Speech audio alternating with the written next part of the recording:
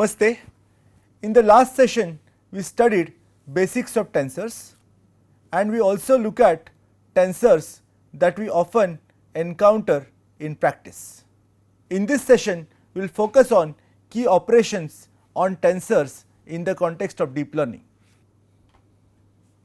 In neural network, we specify the layer with tf.keras.layers.dense.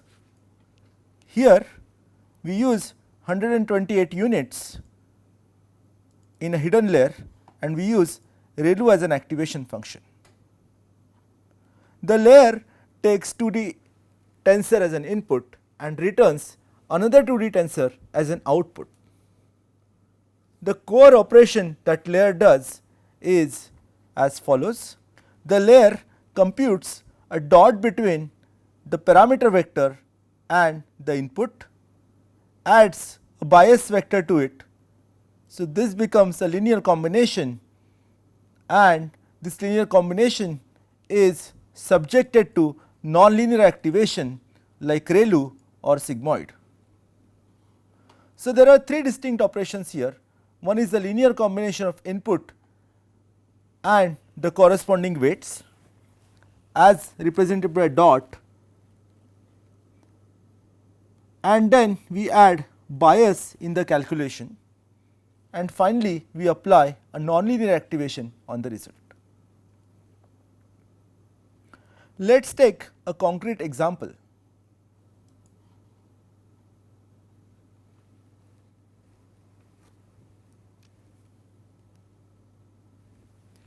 So, here we define a toy neural network. So, we have a toy neural network with two inputs. Let us say this is feature x1 and this is feature x2. Then we have a layer with two units. This particular layer is a dense layer. So, it receives input from all the units from the previous layer. And let us set W or the parameters for each of the layers. So, for the first layer we have 1 and 0.5 as the weight.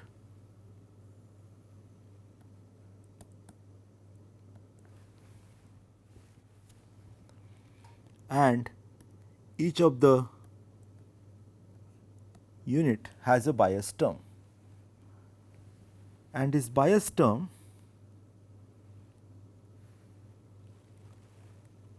is -2 for the first unit and it is 0.5 for the second unit.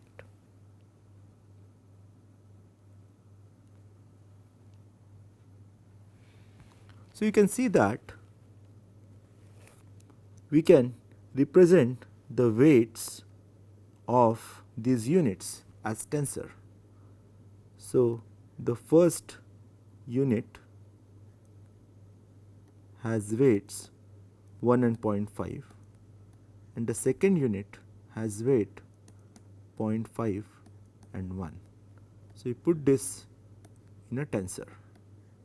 So, this is a matrix, this is a 2 by 2 matrix, or alternatively this is a 2D tensor with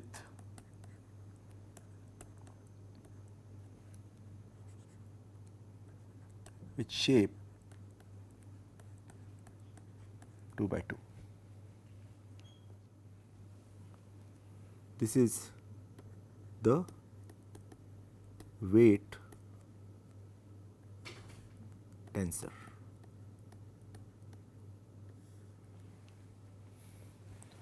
We also have an input tensor.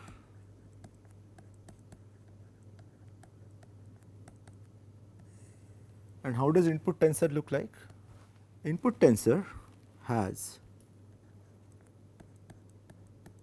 two components x1 and x2.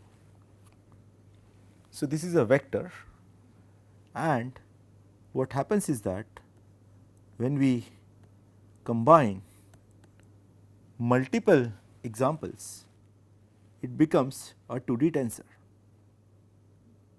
So, we have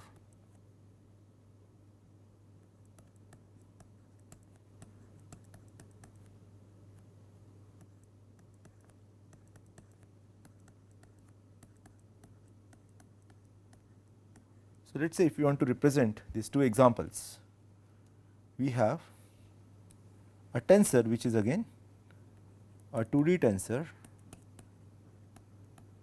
with shape 2, 2. In addition to that, we also have a bias vector. So, there is a bias unit for each of the hidden unit in the layer. So, we can represent the biases. So, bias is a scalar quantity for individual unit. We combine all the biases, we get a vector. So, we have 2 and 0.5 in this case. This is a bias vector which is a 1D tensor with shape 2. So, let us say we have input. So, we have W here which is 1.5 and 2 1.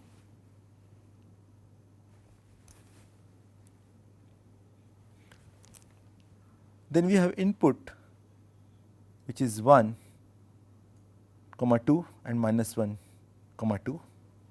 So, let us look at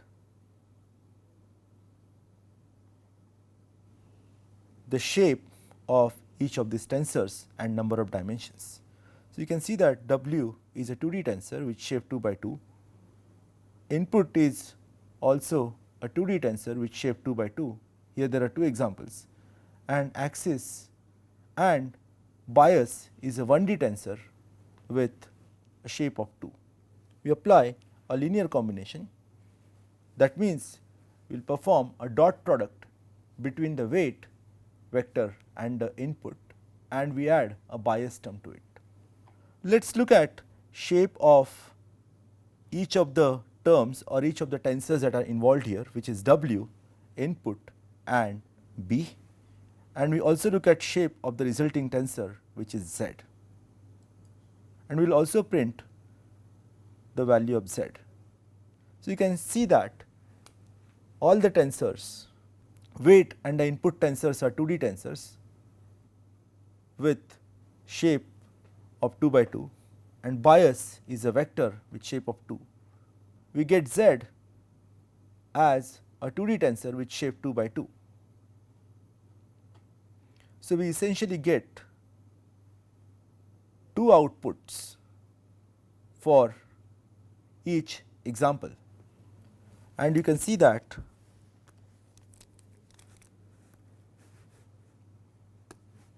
these two outputs are nothing but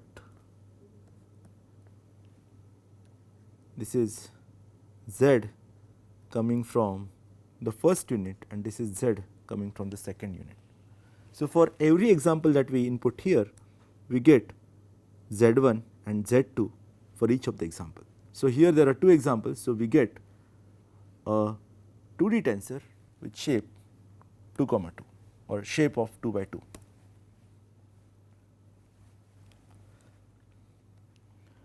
Now, let us apply ReLU on the output of linear combination. So, ReLU essentially does a max between 0 and Z. Let us print the shape of the output and the output itself.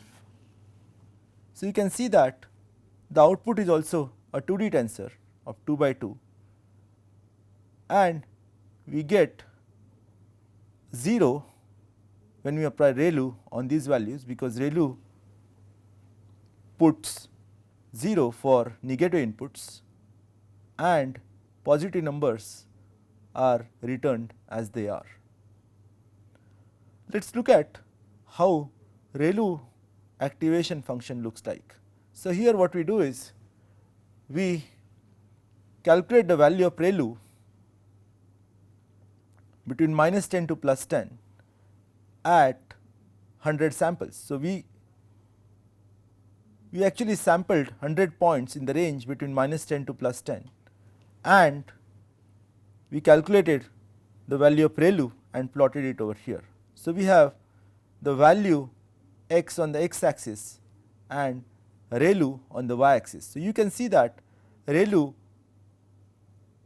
outputs 0 for the negative numbers and it outputs the positive number as it is. So, we have a 45-degree line after 0. In the same manner, we also visualize a sigmoid activation function by sampling 100 points between -10 to +10 and we calculated sigmoid function for each of these points.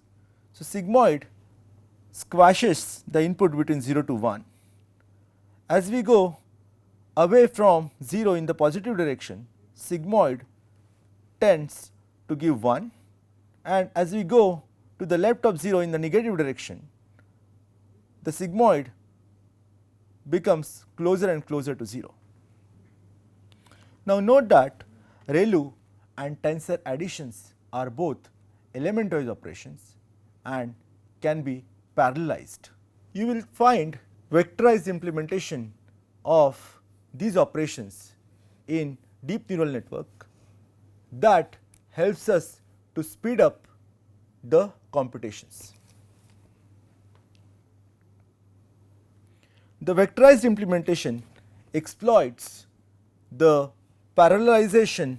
Note that ReLU and tensor additions are both element-wise operations and hence can be parallelized. The vectorized implementations exploit these characteristics for efficiency of computations. So, imagine a situation where we have to add two metrics which are not compatible in terms of their shapes. So, this is where broadcasting helps us. In broadcasting, we perform two steps so that two matrices become compatible in their shapes. We first add axes in the smaller tensor to match the dimension of the larger tensor. These axes are called as broadcast axes. The smaller tensor is then repeated alongside these new axes to match the full shape of the larger tensor. Let us take a concrete example. Let us say we have two tensors x_1 and x_2. x_1 has shape of 32/10 whereas x_2 has a shape of 10. So, the first tensor is a matrix and the second tensor is a vector. So, what we do is we will first expand the dimension of the second matrix along the 0th axis. So, this will make sure that we have the same number of components on the 0th axis, and after that what we do is we repeat the x_2 tensor 32 times along the 0th axis, so that the shape of x2 becomes fully compatible with the shape of x1. Let us look at the shapes of tensors that are involved here. Shape of x_1 is 32/10. The original shape of x_2 was 10. So, x1 was a 2D tensor and x2 was a 1D tensor. After adding broadcast axis, we get a 2D tensor with shape 1/10, and then we broadcast x2 along the broadcast axis to get a shape of 32/10. So, essentially we first add broadcast axis and then copied x2 along each of those axes. So, in actual implementation the entries are not repeated, but algorithms implement these operations virtually. So, NumPy implements broadcasting. So, if we try to add a 2D tensor with 1D tensor, NumPy automatically does the broadcasting and we can see the shape of the output, which will be same as the shape of the 2D tensor. Let us look at the next operation on the tensor, which is reshaping. Reshaping is used to rearrange rows and columns of tensor to match the shape of the target tensor. The reshaped tensor has the same number of elements as the initial tensor. Reshaping is mainly used in data preprocessing. So, let us take a concrete example of a tensor. The shape of the tensor is 3 by 2. We are going to reshape it into a tensor of shape 6 by 1. So, to reshaping it to a tensor of size 6 by 1 of shape 6 by 1, we get the reshaped tensor. Later we reshape this tensor to a target tensor of shape 2 by 3. Here what happens is that first 3 values are copied in the first row and the next 3 values are copied in the next row. So, this is how we get a 2 cross 3 2D tensor. Transposition is a special case of reshaping. In transpose, rows becomes column and columns become rows. So, NP dot transpose does the transpose of the matrix. The original shape of the matrix was 300 by 20. After transpose operation, it became 20 by 300. Having studied tensors and key operations on the tensor, let us move on to understand how neural network training is performed. We will first formulate the problem of training in neural network. So, let us take a toy neural network. Two inputs, one hidden layer with 2 units and an output layer with a single unit.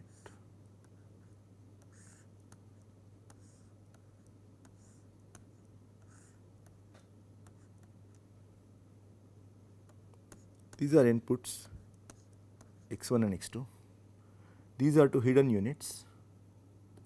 They also have a bias term. So, the problem of training here is to estimate the weights of each of the units in the neural network. So, this particular unit has 3 weights, the weight corresponding to this connection,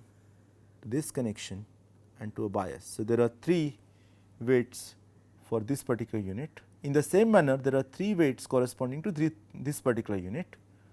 This particular unit also has 3 weights, one corresponding to each of the connection. There are 2 weights corresponding to the inputs coming from the previous layer and one bias term. So, the problem of training is, given the training data, we want to estimate the parameters of this neural network model. How many parameters are there? There are 1, 2, 3, 4, 5, 6, 7, 8 and 9. There are total 9 parameters in this particular network. And our job is to come up with weights of these 9 parameters such that the loss function is minimized. So, we studied in previous sessions that we define a loss function for each of the machine learning algorithm. So, in case of neural network, if you are solving a regression problem, we use least square as the loss function. If you are solving a binary classification problem, we use binary cross entropy loss as a loss function. And we have to find out these parameters such that the loss function is minimized. We use gradient descent and stochastic gradient descent as basic techniques for solving the optimization problem or for parameter estimation. Here there is a difference between the way we apply gradient descent in standard machine learning algorithms and neural network. Let us try to understand that difference. That will help us to appreciate the complexity of training neural networks. So, along with this neural network, what we will do is we will draw, let us define a regression problem involving two variables x1 and x2.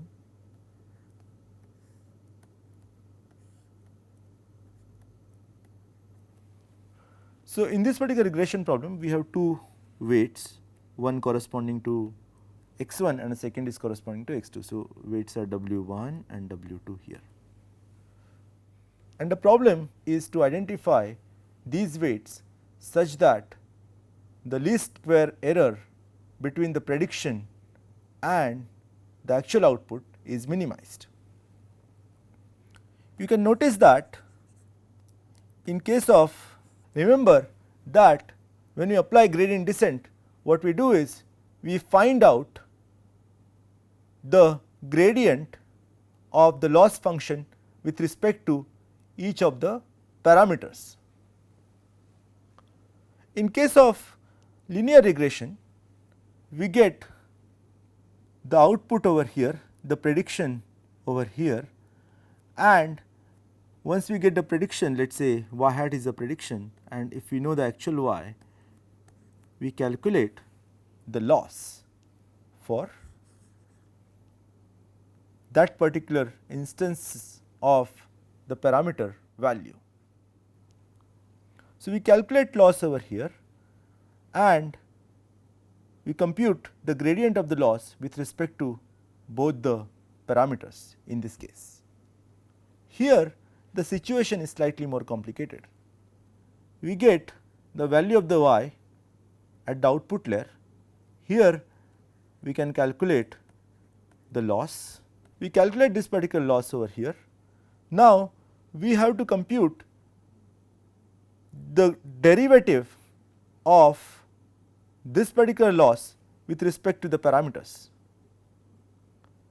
and we do not know the loss at each layer or at each unit. So, that makes it complicated. So, we are getting the loss at the final layer, and our challenge is to find out what is the contribution to the loss by individual units in the neural network. So, in neural network, it is important to understand that this is the direction of prediction. This is called as forward pass. In forward pass, we pass the values, we perform linear combination followed by nonlinear activation repetitively in each layer to get the prediction. And once we get a prediction, we can find out a loss, and our job is to propagate this particular loss in the reverse direction. So, we calculate the gradient with respect to the direct connections to the output layer, and then we apply chain rule of derivative successively to find out losses at intermediate levels, and this is called as backpropagation. So, this is the direction in which gradients are propagated. So, this is a backward pass. So, we use a backpropagation to propagate the gradient of the loss function with respect to parameters in the network. So, in the modern deep learning packages like TensorFlow, the gradient operation is already implemented using symbolic differentiation. So, we do not really implement backpropagation algorithm by hand, but instead we call this particular gradient API or gradient function to calculate gradient of the loss function with respect to each of the parameters. So, we do not focus a lot on backpropagation in this course. So, neural network implements a variation of stochastic gradient descent for faster optimizations. One class of optimization method focus on applying adaptive learning rate. Instead of using the same learning rate as in case of classical gradient descent, they try to adapt their learning rate so that convergence can be attained faster. ADAM, RMSProp are optimization algorithms in this particular class. The other set of algorithms which are worth mentioning here are momentum based algorithms. So, in case of deep learning, the loss function is a non-convex loss function.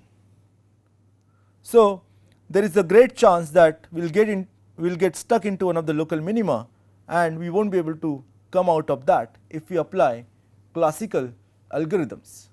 So, here we use what is called as momentum based strategies, where we calculate the momentum at a point and use that to get out of the local minima.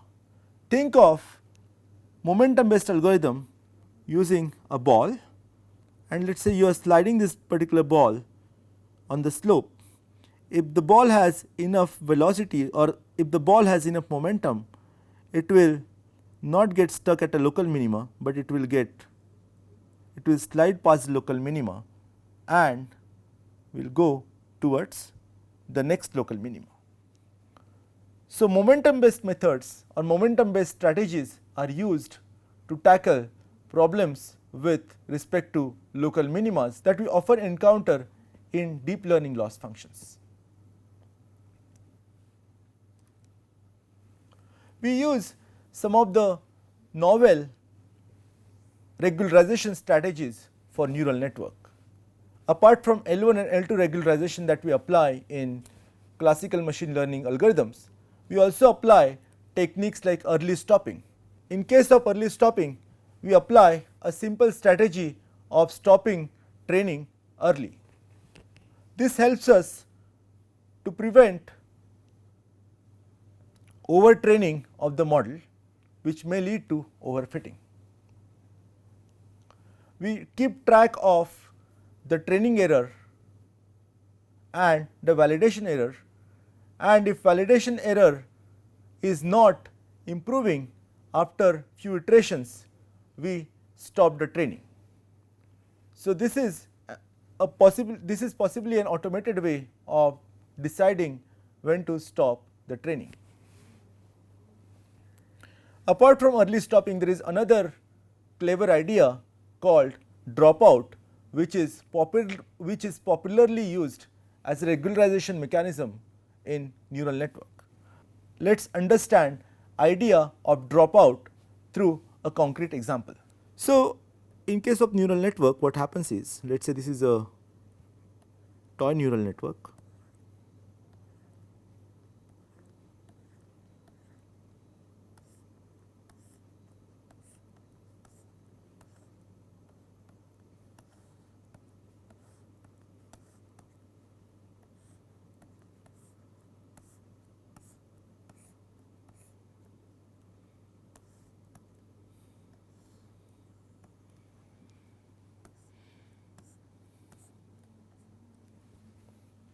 Let us say this is a toy neural network.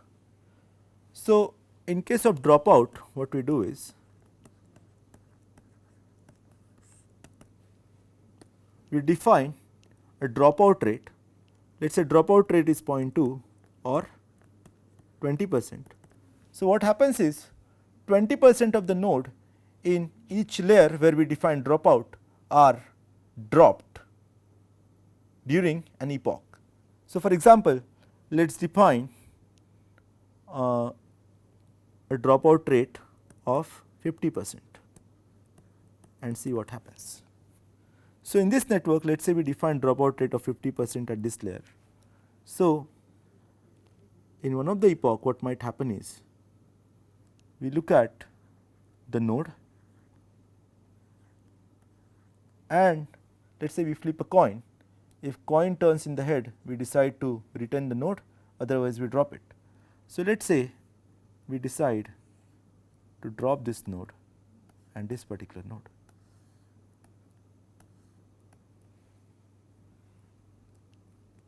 Let us say we also apply 50% dropout in this layer.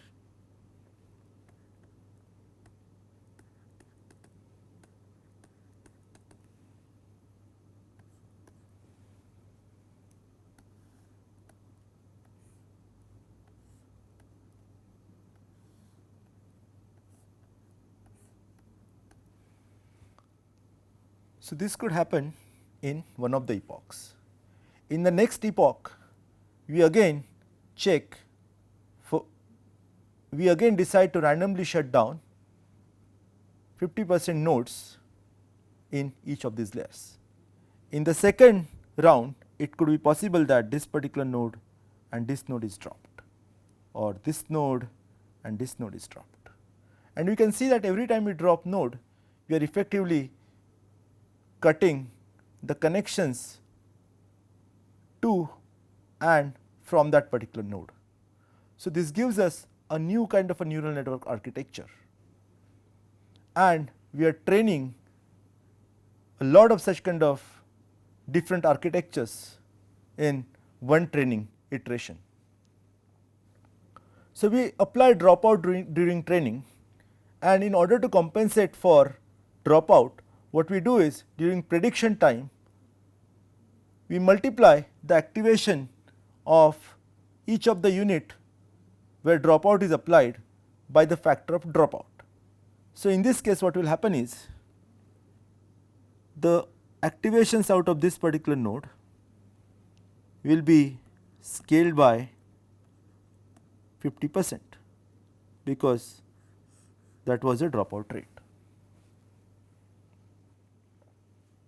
So, this is how we apply dropout as a regularization strategy in case of neural network. So, when we face the problem of overfitting in neural network, we either try to get more examples or we apply one of these regularization strategies. Whenever we are faced with underfitting problem in neural network, we can increase the complexity of the model by simply adding more layers to the network.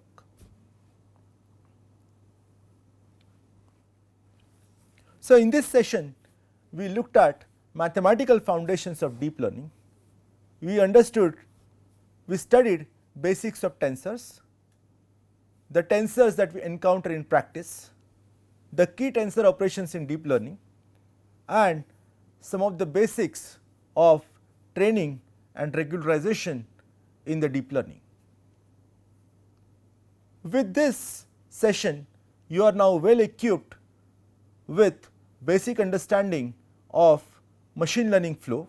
From the next session onwards, we will start diving deeper into practical or implementation aspect of machine learning pipeline with TensorFlow.